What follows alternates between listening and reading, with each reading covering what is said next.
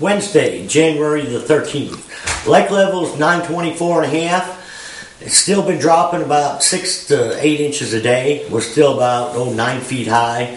Water temperature, I was out a couple days this past weekend, and it'll range anywhere from 47 degrees to 51.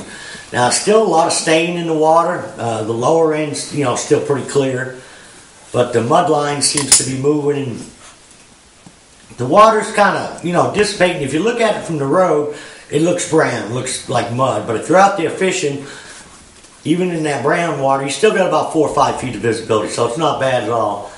I mean, I was down at Kimberling area, and I could see my crankbait down about 4 feet or so. So actually, I thought the water clarity was just right. The water's got down enough where a lot of the ramps are open. Several different, areas of the lake where you can put in. Parking's a little bit of a problem. We're actually launching the boats in the parking lots, and you got to park up alongside the road in different places. But for the most part, I thought fishing was still pretty tough. I was able to catch a few fish on a crankbait, and I could still catch some fish out deep, but I've been trying to find the bigger fish. Most of the time out there deep, you're going to catch mainly Kentuckys, and even the schools I found, they weren't even biting too good, and they were 55 to 60 foot deep. Normally this time of year, you got a good Alabama rig jerkbait bite, but everything's different, so we got to change up. But I was actually surprised I caught more fish on a crankbait than anything. And what I was throwing was a Spro rock crawler and a wiggle wart. And I was actually back in the creeks fishing, mainly secondary points.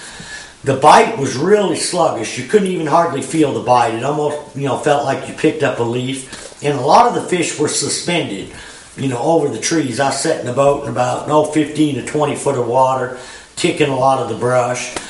If I backed out anymore, I could not find any suspended fish because I tried with a jerkbait in several spots. But like I said, I seem to catch more on the crankbait than anything else. And I'm going to talk a little bit about the rod and reel that I throw the crankbait on and some different things I do to different crankbaits. Now, as far as hook changing, the Spro comes right out of the package, pretty much ready to go. It's got number 5 Gamakatsu hooks on it, I believe. Excuse me. Now, the wiggle warts, they're coming out with a little bit bigger hooks. A lot of the old ones had number 6s on it, and they were actually, I felt too small. So they started putting some long shank 5s on it, and they would tangle.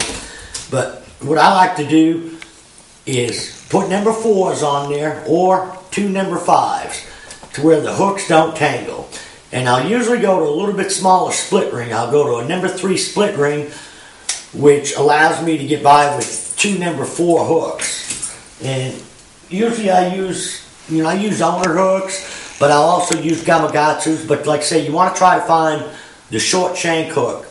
And if you find them, especially on the wiggle wart, that you can only get by with one, got my rods all tangled up here, that you can only get by with one bigger hook without them tangling, I prefer to put the bigger hook on the back and stay up with the smaller one up on the front. Because a lot of times when the fish are short striking a bait, they'll just get hooked up on the back hook. When the fish are eating it good, they'll have that front hook in their mouth.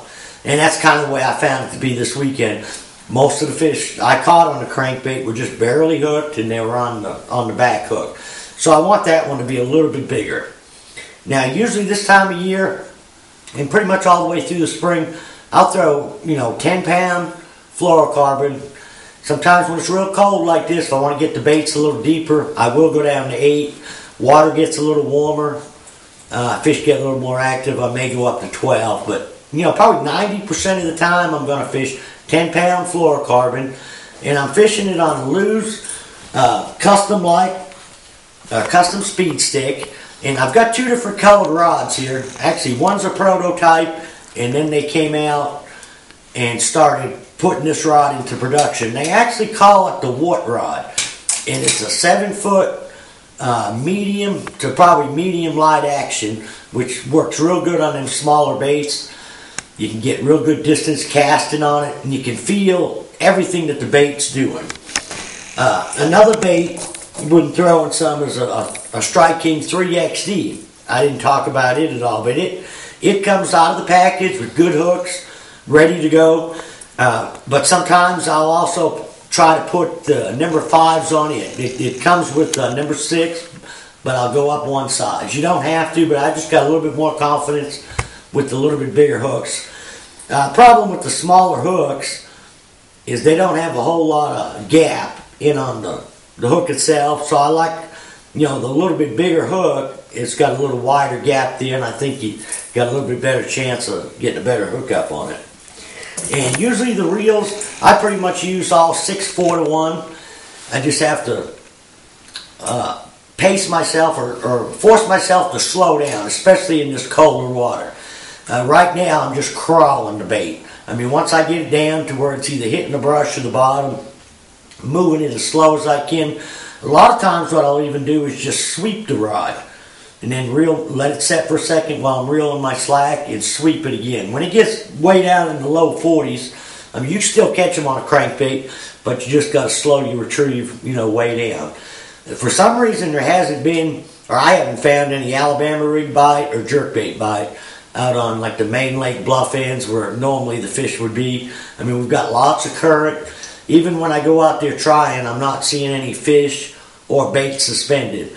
I'm actually seeing more shad in the creeks, whether it be deep or along the secondary points. And once the sun got up, later in the afternoon the other day, we actually started to see some bait flipping just on the outside of the bushes. On secondary and some main lake points, but more flatter points instead of the steeper where I was trying to catch them on a jerkbait and an Alabama rig. Now it looks like we're going to have a couple real nice days. Then it's going to turn off and get cold again this weekend. But I think there's a Winter Series tournament this weekend, so that'll be a good indication of how they're biting as far as what kind of weight them boys have there. And if you're not out fishing this weekend, I believe there's a boat show going on at the Ozark Empire Fairgrounds. And then Bass Pro Shop in Springfield, I think it's on Saturday, is having seminars all day long for the high school kids. And, for everybody, really, you can pick up. But a lot of local guys are going to be doing seminars on how to fish the area lakes. So if you don't go out fishing, maybe go to one of the sports shows and listen to people talk about fish. But, another thing I'll do a lot of times this time of year is I try to go through all my tackle. I can be as bad as the next guy about leaving stuff in there from the fall. Things start to rust a little bit. But this time of year, I like to go through my boxes, check all my baits, make sure I didn't pick up any water, make sure I don't got any rusted hooks. And I actually don't like to have any crankbaits any baits in the box or in the boat in the box that aren't ready to fish with. So it's a good time if you've got some bad hooks or some baits you need to take out of there, it's a good time to go through all that. But I like to have everything in the boat. I don't want to, if I go down to pick up a bait, I don't want to be picking up a bait that's got a bent hook on it or the bill's cracked or something like that. So a lot of that stuff I try to take out of the boat, but through the season, sometimes I tend to put it back in the box. So this is a good time of year to go through a lot of that stuff. Go through your reels, oil them up. And something I do on my rods quite a bit. A lot of times, a lot of this fluorocarbon has got like a chalk or a coating on it. And even the calcium from the water will build up on your eyelets. And I try to do this every time I change line, but I'll just take some vinegar and a toothbrush and just kind of go through my eyes to get that hard water out of the inside of the eyelets. And when they get really bad, you'll know it because when you're, flipping a jig or something, when you get the bait up out of the water, you'll feel like the rod's got a bad eye where it's got a real rough feeling. And what that is calcium that's built up in the rod eyes dragging the line. So if you get a chance, do that this winter also. But as far as that, we'll see you all next week. Thanks.